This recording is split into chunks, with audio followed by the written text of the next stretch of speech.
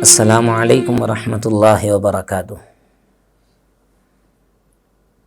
رمضان المبارک کے آخری عشرے کی ایک خاص عبادت جو اللہ کے نبی صلی اللہ علیہ وسلم سے منقول ہے وہ اعتکاف ہے۔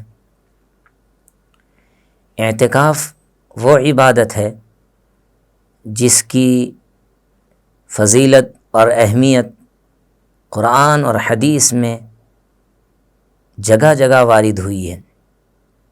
قرآن مجید میں بھی اعتکاف کا تذکرہ ہے۔ وَعَهِدْنَا إِلَىٰ إِبْرَاهِيمَ وَإِسْمَاعِيلَ أَن طَهِّرَا بَيْتِيَ لِلطَّائِفِينَ وَالْعَاكِفِينَ، یہاں عاکفین سے اعتکاف کرنے والے مراد ہیں۔ اور ایک جگہ قرآن مجید میں اللہ تعالیٰ نے ارشاد فرمایا وَلَا تُبَاشِرُوهُنَّ وَأَنْتُمْ عَاكِفُونَ فِي الْمَسَاجِدِ، یہاں پر بھی عاکفون سے اعتکاف کرنے والے مرد مراد ہیں۔ تو قرآن مجید میں صراحت کے ساتھ اعتکاف کا تذکرہ موجود ہے، یہ اس کی فضیلت کے لیے کافی ہے۔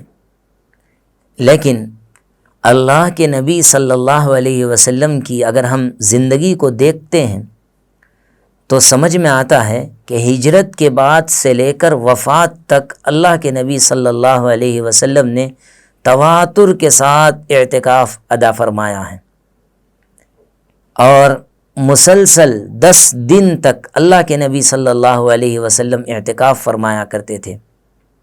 حضرت عائشہ صدیقہ رضی اللہ تعالی عنہا کی روایت ہے، حضرت عائشہ صدیقہ رضی اللہ تعالی عنہا فرماتی ہیں کان رسول اللہ صلی اللہ علیہ وسلم یعتکف العشر الاواخر من رمضان، کہ اللہ کے نبی صلی اللہ علیہ وسلم رمضان کے آخر عشرے کا اعتکاف فرمایا کرتے تھے، اور مسلسل آپ صلی اللہ علیہ وسلم نے اس سنت کو ادا فرمایا ہے۔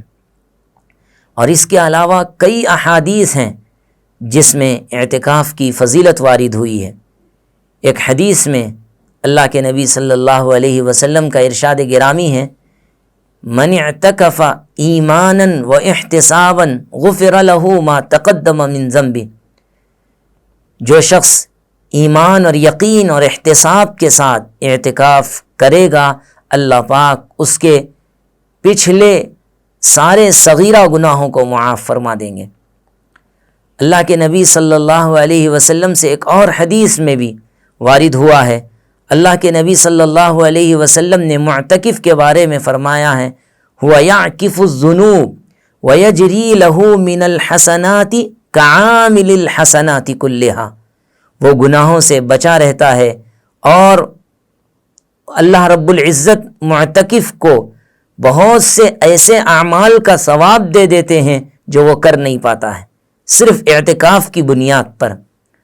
حضرت ابن عباس رضی اللہ عنہما کی روایت ہے، اللہ کے نبی صلی اللہ علیہ وسلم نے ارشاد فرمایا من اعتکف یوما ابتغاء وجہ اللہ تعالی جعلہ اللہ تعالی بینہ وبین النار 3 خنادق، کہ جو شخص ایک دن بھی اللہ تعالیٰ کی رضامندی کے لیے، اللہ کو راضی کرنے کے لیے اعتکاف کرتا ہے، اللہ تعالیٰ اور اس کے اور جہنم کے درمیان 3 خندقوں کا فاصلہ فرما دیتے ہیں، اور ایک خندق کا فاصلہ تقریباً مشرق اور مغرب کی دوری رکھتا ہے۔ یہ سب فضیلتیں اعتکاف کی ہیں۔ اعتکاف کہتے کس کو ہیں؟ رمضان المبارک کی جو 20 تاریخ ہے، 21ویں شروع ہونے سے پہلے 20 تاریخ کی عصر میں مسجد میں پہنچ جائیں، اور رمضان المبارک کی 21ویں شب کی مغرب سے لے کر رمضان المبارک کے آخر دن اور آخر رات، یعنی جب شوال کا چاند نظر آئے تب مسجد سے اٹھنے کو اعتکاف کہا جاتا ہے۔ اعتکاف کی کئی قسمیں ہیں، اعتکاف واجب ہے، اعتکاف سنت ہے، اعتکاف نفل ہے۔ اعتکاف واجب وہ ہے جب آدمی اپنے اوپر کوئی نظر مان لے، کوئی منت مان لے کہ میں 3 دن کا اعتکاف کروں گا، تو ایسے شخص کے لیے اعتکاف واجب ہے اس نظر کو پورا کرنے کے لیے۔ اعتکاف سنت اللہ کے نبی صلی اللہ علیہ وسلم کا اعتکاف، یعنی رمضان کے آخری عشرے کا اعتکاف، جس کی میں نے ابھی آپ کے سامنے بات کی ہے، یہ سنت ہے، اور یہ سنت مؤکدہ علی الکفایہ ہے، ایسی سنت جس کو ادا کرنا محلے کی کسی ایک مسجد میں ضروری ہے، ورنہ اگر کسی بھی مسجد میں اعتکاف نہیں ادا کیا جائے گا، اعتکاف سنت نہیں ادا کیا جائے گا، سارے کے سارے محلے والے گنہگار ہوں گے۔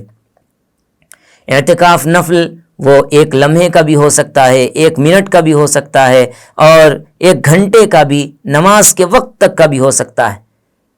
یہ اعتکاف کیوں شریعت میں نافذ کیا گیا، شریعت میں اعتکاف کی بات کیوں کی گئی؟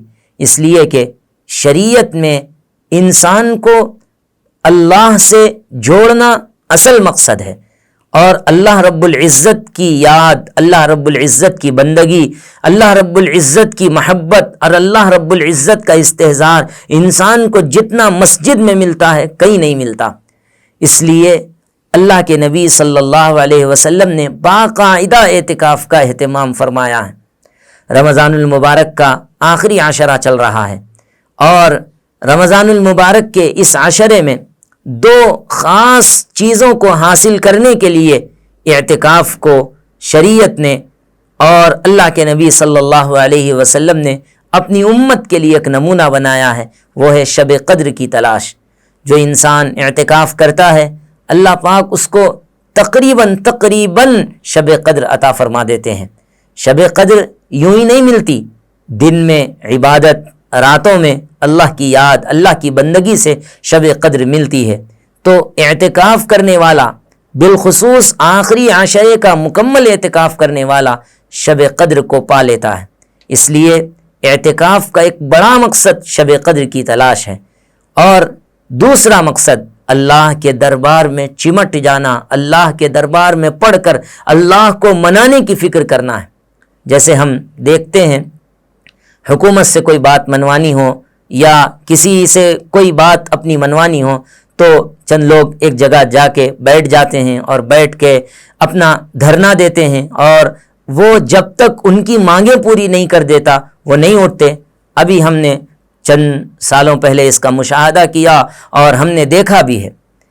لیکن اعتکاف میں بندہ اللہ کے در پر پڑھ کر اس بات کا اقرار کرتا ہے کہ مولا ہم آپ کے دربار میں حاضر ہو چکے ہیں، اللہ آپ کو راضی کرنے کے لیے ہم یہاں آئے ہیں، جب تک آپ راضی نہیں کریں گے ہم یہاں سے نہیں اٹھیں گے۔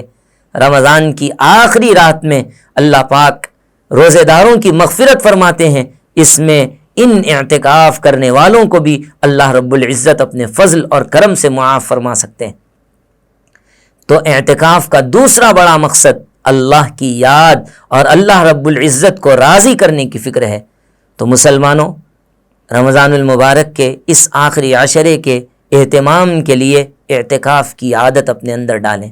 بہتر یہ ہے کہ کسی اللہ والے کی صحبت میں، جہاں اعتکاف ہو رہا ہو ان کی صحبت میں اعتکاف کریں، بہت دین سیکھنے کو ملے گا، بہت دنیا کی زندگی پر دین کو ترجیح دینے کی فکر ہمارے ذہنوں پر سوار ہوگی۔ کسی اللہ والے کی صحبت میں اعتکاف کو گزاریں، اور اگر یہ نہیں ہو سکتا تو اپنی مسجد میں اعتکاف کریں، اور اگر یہ بھی نہیں ہو سکتا تو رمضان کے آخری عشروں میں کم از کم 2 دن 3 دن جس قدر ہو سکے اعتکاف کی کوشش کریں۔